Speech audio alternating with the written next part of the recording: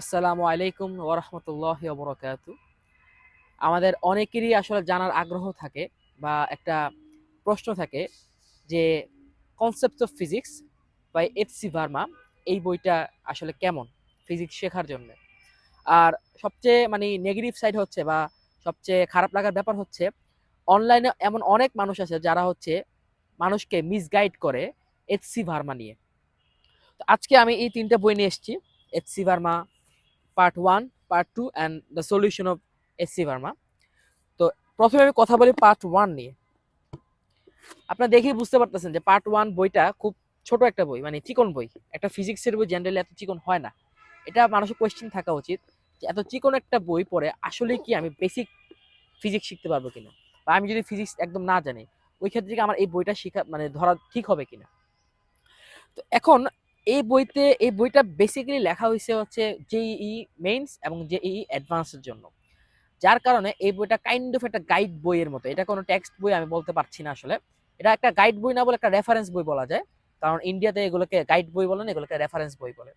তো এখানে যে চ্যাপ্টারগুলো আছে, ফার্স্টে মেকানিক্স, মানে এই পার্ট 1 এ ফার্স্টে আছে হচ্ছে মেকানিক্স, দেন হচ্ছে ওয়েভস অ্যান্ড অপটিক্স, দেন হচ্ছে হিট অ্যান্ড থার্মোডাইনামিক্স, তারপর হচ্ছে ইলেকট্রিসিটি এবং ম্যাগনেটিজম, আর একদম লাস্টে আছে হচ্ছে মডার্ন ফিজিক্স। এটা হচ্ছে পুরো এইচসি ভার্মা, অর্থাৎ পার্ট 1 এবং পার্ট 2 দুইটা মিলে, এই দুটো মিলে হচ্ছে এই চ্যাপ্টারগুলো আছে। প্রথম হচ্ছে মেকানিক্স, তারপর হচ্ছে ওয়েভস অ্যান্ড ওয়েভ অপটিক্স, দেন হচ্ছে অপটিক্স, দেন হচ্ছে থার্মোডাইনামিক্স অ্যান্ড হিট, তারপর হচ্ছে electric and magnetic ফিনোমেনা, and last হচ্ছে মডার্ন ফিজিক্স। এর মধ্যে প্রথম তিনটা অর্থাৎ মেকানিক্স, দেন হচ্ছে ওয়েভস ইনক্লুডিং ওয়েভ অপটিক্স, দেন হচ্ছে অপটিক্স, এই তিনটা হচ্ছে এই পার্ট 1 এ আলোচনা করা হয়েছে। ঠিক আছে? তো আমার এই ভার্সনটা মোটামুটি আই থিঙ্ক যে সেকেন্ড লেটেস্ট ভার্সন, অর্থাৎ এরপরে আর একটা বই বের হয়েছে জাস্ট। তো ওইটাও কাইন্ড অফ এটার মধ্যে না, আমি ওইটা পিডিএফ পড়ছি। তো আমি সেখান থেকে বলতে পারি যে এই বইটা এবং ওই বইটা প্রায় সিমিলিয়ার।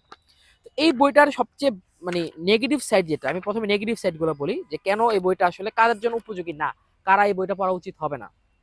তো এটার সবচেয়ে বড় নেগেটিভ সাইড হচ্ছে এখানে যে থিওরিমটা আছে, যে থিওরি আছে আপনার পুরো কাইনেমেটিক্স একটা অনেক বড় একটা চ্যাপ্টার, তাই না? কাইনেমেটিক্স এমন একটা চ্যাপ্টার যেটা হচ্ছে হয়তো বা 2টা বা 3টা চ্যাপ্টারে কমপ্লিট করার কথা ছিল।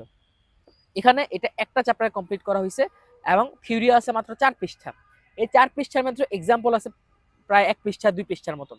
তার মানে ওভারঅল থিওরি, কাইনেমেটিক্সের থিওরি আছে 3 পৃষ্ঠা। তো এই বইটা আসলে যারা বিগিনার, যারা হচ্ছে ফিজিক্স নতুন করে শিখতে চাচ্ছে, ইভেন যারা ইন্টারমিডিয়েট লেভেলে আছে, যারা হয়তো ফিজিক্সের বস এখনো হয় নাই, ইন্টারমিডিয়েট লেভেল পর্যন্ত আছে, তাদের জন্য এই বইটা একদমই উপযোগী হবে না। স্পেশালি এই বইটার থিওরেমটা কোনো অবস্থাতেই যারা ইন্টারমিডিয়েট লেভেলে আছে বা বিগিনার লেভেলে আছে ফিজিক্সের, তাদের জন্য উপযোগী হবে না। তাহলে এই বইটা থেকে আমি বইটা কিনে ফেলি বা এই বইটা যদি আমি কিনতে হয়, তাহলে কোন পজিটিভ সাইড দেখে আমি কিনবো?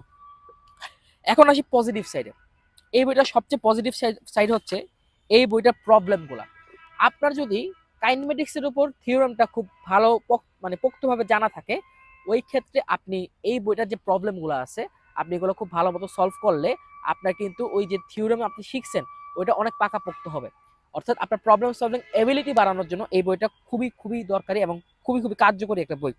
এবং মজার ব্যাপার হচ্ছে এই বইটাতে নিউমেরিক্যাল ভ্যালু দিয়ে সলভ করার ম্যাথ অনেক কম। ম্যাক্সিমাম ম্যাথ হচ্ছে যেগুলো হচ্ছে আপনি ক্যালকুলেটর ছাড়া, আপনি কোনো ধরনের ক্যালকুলেটর ছাড়া, যে কোনো ধরনের ক্যালকুলেটর ছাড়া আপনি সলভ করতে পারবেন। এমনকি ম্যাক্সিমাম প্রবলেম এখানে আছে যেগুলো হচ্ছে ক্যালকুলাস ছাড়া সলভ করা যায়। সো যারা হচ্ছে মোটামুটি কাইনেমেটিক্স বা কোনো একটা চ্যাপ্টারের বেসিক খুব ভালো মতো অ্যাবজর্ব করতে পারছেন, তাদের জন্য এই বইটা খুব ভালো হবে, খুবই ভালো হবে, এক কথায় খুবই ভালো হবে। কারণ এই বইটাতে আসলে ওইরকম হাই লেভেলের ক্যালকুলাসের কপচাকপচি নাই, ওইরকম হাই লেভেলের ক্যালকুলেশনও নাই, কিচ্ছু নাই। শুধুমাত্র আছে কি জিস্ট প্রবলেমস। অর্থাৎ আপনাকে যদি আমি 1970 সালের একটা আইআইটি প্রবলেম তুলে দিই, ওইগুলো কিন্তু অনেক কনসেপচুয়াল হইতো। এখনকার প্রবলেমগুলো হয় অনেকটা ক্যালকুলাস নির্ভর, অনেকটা হচ্ছে ক্যালকুলেশন নির্ভর। ওই সময় কিন্তু এরকম ছিল না, তখন হচ্ছে অনেক কনসেপচুয়াল প্রবলেম আসছে। তো এই বইটা বেসিক্যালি ওই ধাঁচেরই, আইআইটি জেইই বা জেইই মেইনস এবং অ্যাডভান্সের পুরাতন যে প্রশ্ন প্যাটার্ন, সেটাকে কেন্দ্র করে আসলে বইটা লেখা হয়েছে। সো আই থিঙ্ক যারা হচ্ছে মোটামুটি একটা চ্যাপ্টারের থিওরেম খুব ভালো মতো ক্লিয়ার করছেন কোনো একটা অন্য একটা ভালো একটা বই থেকে, তাদের জন্য এই physics part 1, concept of physics part 1 খুব ভালো হবে। একই সঙ্গে সেম কথা প্রযোজ্য কনসেপ্ট অফ ফিজিক্স পার্ট 2 এর ক্ষেত্রে। যেমন আমি নিজেও এখনো এই কনসেপ্ট অফ ফিজিক্স পার্ট 2 মাঝে মধ্যে হচ্ছে প্রবলেমগুলো সলভ করার ট্রাই করি, স্পেশালি থার্মোডাইনামিক্স এবং হচ্ছে ইলেকট্রিসিটি। কারণ এই প্রবলেমগুলো আসলেই অনেক জোস প্রবলেম, অনেক অস্থির প্রবলেম। সো আই থিঙ্ক যে এই পার্ট 2 পার্ট 1 দুইটাই আপনারা রাখতে পারেন আপনাদের সাথে, যদি আপনার অন্য একটা ভালো বই থেকে আপনি থিওরেম পড়ার অভ্যাস করে ওঠে। অথবা আরেকটা ওয়ে হইতে পারে যেটা হচ্ছে ভার্সিটির ছাত্ররা করে, সেটা হচ্ছে ইউটিউব থেকে থিওরির ভিডিওগুলো দেখা। তা আপনি যদি এরকম করতে পারেন যে আমি থিওরির ভিডিওগুলো হচ্ছে ইউটিউব থেকে দেখলাম, দেখার পর হচ্ছে এই এইচসি ভার্মার প্রবলেমগুলো সলভ করলাম, ওই ক্ষেত্রে কিন্তু এটা খুব ভালো একটা অপশন হতে পারে। আর থিওরি ভিডিও দেখার ক্ষেত্রে আমি কয়েকটা চ্যানেলের কথা বলবো, সাজেস্ট করব। তার মধ্যে নাম্বার 1 চ্যানেল হচ্ছে আমার চ্যানেল সৃজনী স্কুল। এখানে আমি নিজে হচ্ছে আপনার থিওরি ক্লাস নিয়ে থাকি ফিজিক্স এবং ম্যাথের।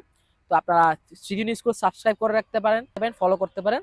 আর সৃজনী স্কুল আমরা যে মডেলটা ফলো করতেছে এটা বেসিক্যালি খান একাডেমির মডেল, ঠিক আছে? আমরা হচ্ছে বেসিক্যালি খান একাডেমির সবচেয়ে পজিটিভ সাইড হচ্ছে খান একাডেমি কিন্তু একটা ইন্টারন্যাশনাল প্ল্যাটফর্ম, অর্থাৎ এটা বাংলাদেশ বা ইন্ডিয়া বা পাকিস্তান বা হচ্ছে আপনার মনে করেন চায়না বা রাশিয়া কোনো দেশের কারিকুলামকে বেস করে তারা কিন্তু তাদের ভিডিওগুলো মেক করে না, তারা লিটারালি মেক করে কনসেপচুয়াল ভিডিও, যেটা হচ্ছে আপনি দুনিয়ার যে প্রান্তে থাকেন আপনি হচ্ছে এই ভিডিওগুলো দেখে উপকৃত হতে পারবেন। যেমন খান একাডেমি থেকে আপনি যদি ক্যালকুলাসের ভিডিওগুলো দেখেন প্রত্যেকটা ভিডিও সর্বোচ্চ 5 থেকে 10 মিনিট, আরো কমেরও আছে। তো আমার দরকার কি? আমার দরকার হচ্ছে একটা জিনিস জানা, একটা ম্যাথ সলভ করা, একটা থিওরেম শেখা, একটা থিওরি জানা। ওইটার জন্য আমার আসলে 2.5 ঘন্টা 3 ঘন্টা ক্লাস করার কোনো মিনিং নেই, এগুলো হচ্ছে টাইম ওয়েস্ট। আমার কাছে মনে হয় টাইম ওয়েস্ট, আমি এইভাবে শিখি না। তো এই ক্ষেত্রে Khan Academy will be a very good option, এবং আমরা সৃজনী স্কুলে খান একাডেমির বাংলা ভার্সনটাই আমরা মানে পুট করছি। খান একাডেমির বাংলা ভার্সনটাই মানে বাংলা যদি করেন, আপনি খান একাডেমির ভিডিওগুলো যদি বাংলা করতে চান বা বাংলায় যদি আপনি দেখতে চান এবং বাংলাদেশের পার্সপেক্টিভে, বাংলাদেশের যে পার্সপেক্টিভ বা বাংলাদেশের যে এডুকেশন সিস্টেম ওইটার সাথে মিলিয়ে আমরা ট্রাই করতেছি সৃজনী স্কুলকে গড়ে তোলা ইনশাল্লাহ। তো আপনারা সৃজনী স্কুলকে লাইক ফলো দিয়ে এবং ইউটিউব চ্যানেল সাবস্ক্রাইব করে আমাদেরকে সাপোর্ট করবেন ইনশাল্লাহ। আপনারা এই দুইটা বই কনসেপ্ট অফ ফিজিক্স পার্ট 1 এবং পার্ট 2 দুইটাই হচ্ছে আপনারা সৃজনী স্কুল বই ঘরে পাবেন, এবং একই সঙ্গে কনসেপ্ট অফ ফিজিক্স পার্ট 1 এবং 2 ভলিউম 1 এন্ড 2 এর সলিউশন ম্যানুয়াল, যদি আমি সলিউশন ম্যানুয়াল কাউকে রাখতে বলি না, স্টিল কারো যদি মনে হয় যে আমি সলিউশন ম্যানুয়াল আমার লাগবে, আপনারা সেটাও আমাদের সৃজনী স্কুল বই ঘরে পাবেন ইনশাআল্লাহ। তো আজকে এই পর্যন্তই।